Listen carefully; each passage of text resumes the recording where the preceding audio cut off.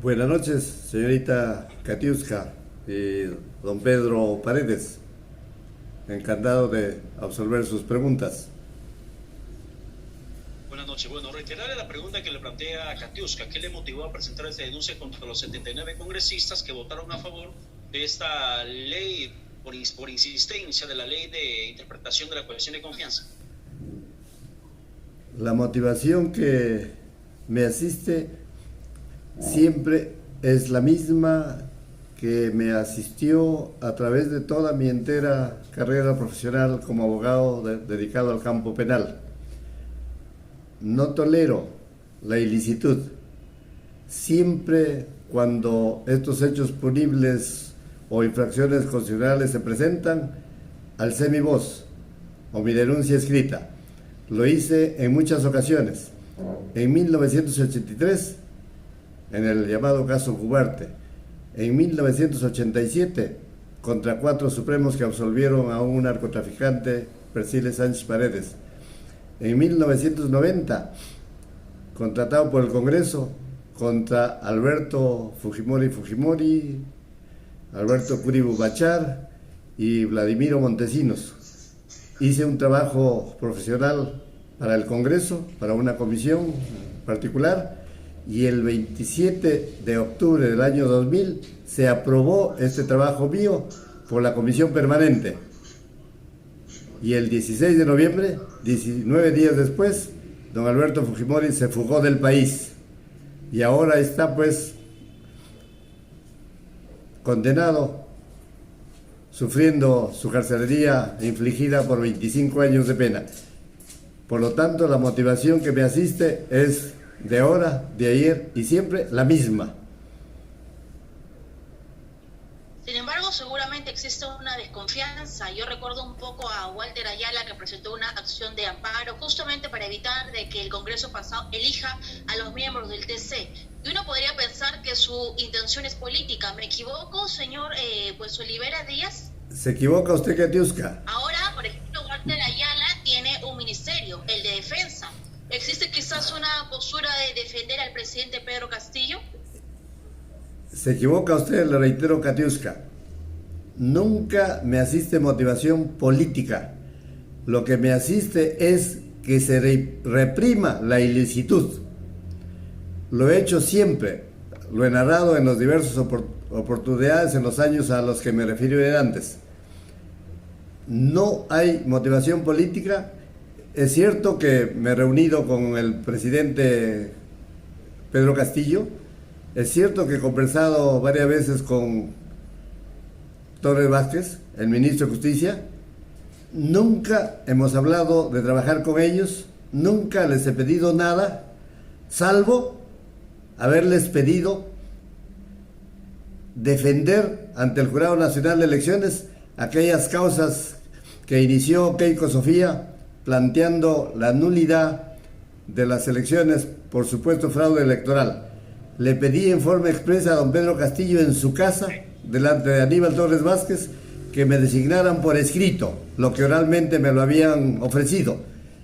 No llegaron ellos a designarme como abogado ante el Jurado Nacional de Elecciones y por lo tanto desde ese momento, 22 de junio del año 2021, se terminó nuestra relación. No he tenido ningún trato más con ellos, ni por teléfono, ni por WhatsApp, ni por correo electrónico, en ninguna forma. Y creo que en el futuro no lo voy a tener tampoco. No necesito chamba, como por ahí se dice. No necesito trabajar, no necesito ganar. Necesito servir al país desde el campo jurídico que cultivo, desde 1970. Ya soy 51 años abogado en ejercicio profesional en el campo penal. Así que siempre me tendrá usted, Katiuska, en esa acera. Ahora, doctor Olivera, ese 22 de junio de este año fue la única vez que se reunió con el presidente Castillo y con el ahora ministro Aníbal Torres. No le entendí, disculpe, don Pedro, su pregunta. Sí. Si ese 22 de junio que usted nos hace referencia fue la última vez que se reunió con el presidente Castillo y con el ahora ministro Aníbal Torres. Ya. No le dije que el 22 de junio me reuní. el 22 de junio fue la última vez que conversé por teléfono con don Pedro. Y fue cuando él mismo me llamó, ya que había convocado, como Guillermo Olivera Díaz, una conferencia de prensa, precisamente para contestar muchos infundios que se habían dicho sobre el supuesto fraude electoral.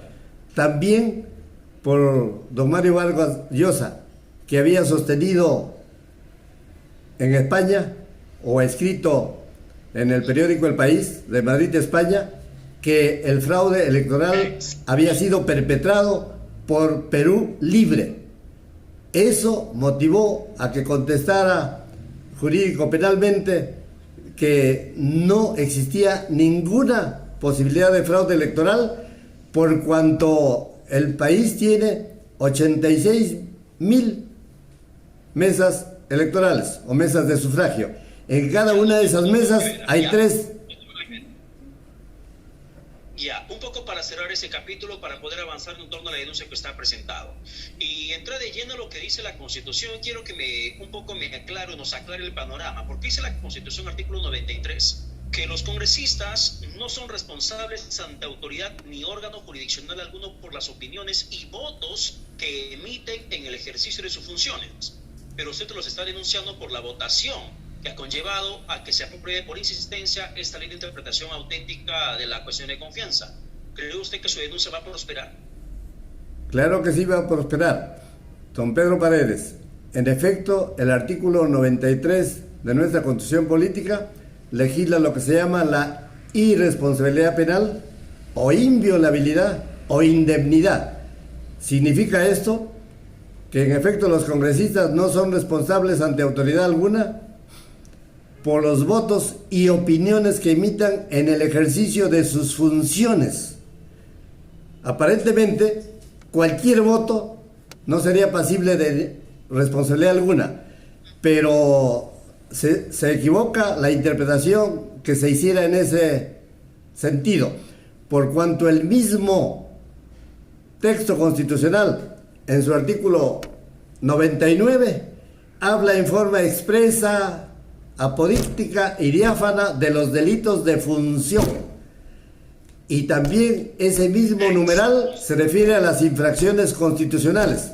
Significa entonces que sí hay la posibilidad constitucional, jurídica, de que un ministro, un congresista, al ejercer una función pública, sí tiene la posibilidad de delinquir, no solo como autor de delitos comunes, sino también como autor de delitos de función. Y los votos a los que se refiere el artículo 93 que usted ha reseñado, se refiere a los votos lícitos, no a los votos delictivos, no a los votos infractores que vulneran un texto legal, un texto constitucional. Al aprobarse esta ley 31.355 el 19 de octubre del presente año, se ha consumado un artificio delictivo.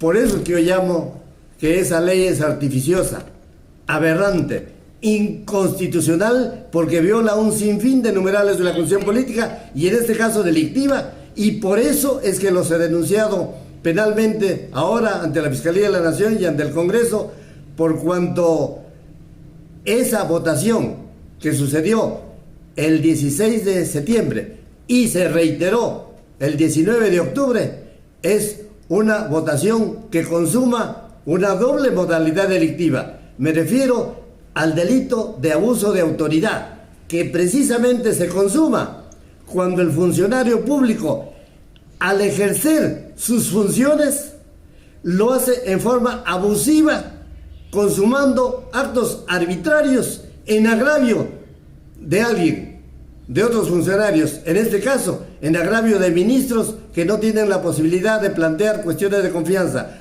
o en agravio del propio presidente del Consejo de Ministros, que igualmente no plantearía cuestión de confianza en virtud de esta ley, y en consecuencia nunca habría disolución del Congreso, que está prevista como figura jurídica en la Constitución, pese a que la Constitución establece como figuras jurídicas normales, usuales, frecuentes, la cuestión de confianza y la disolución del Congreso. Este engendro llamado 31.355 niega la posibilidad a cualquier ministro, al presidente del Consejo de Ministros, de plantear cuestiones de confianza contra procedimientos que se vean en forma exclusiva y excluyente por el Congreso, o a procedimientos que se ocupen de todo organismo autónomo.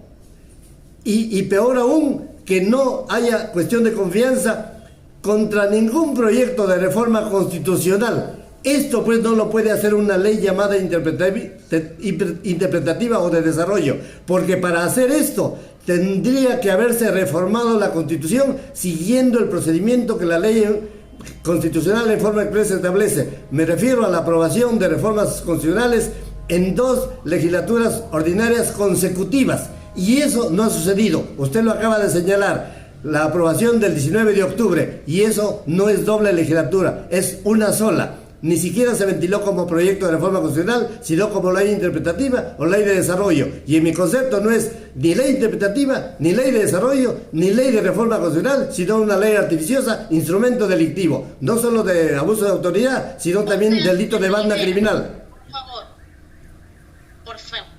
O sea, un poco para comprender su visión jurídica pues, y política. Creo usted que el presidente Pedro Castillo y ese gabinete se encuentra en jaque, vamos pues, a llamarlo así. Hay un desequilibrio de poderes. Finalmente, ya, según lo que dice, pues lo que usted ha presentado su denuncia, los parlamentarios podrían tener 16 años de pena privativa. ¿Cree usted que va a prosperar nuevamente? Y si esto prospera, sería la primera vez que pase en la historia del país. En efecto, usted ha referido la pena privativa de libertad de 16 años. Le faltó 8 años más, porque habiendo consumado un concurso real de ilícitos penales, se suman las penas que corresponden a cada una de estas figuras delictivas.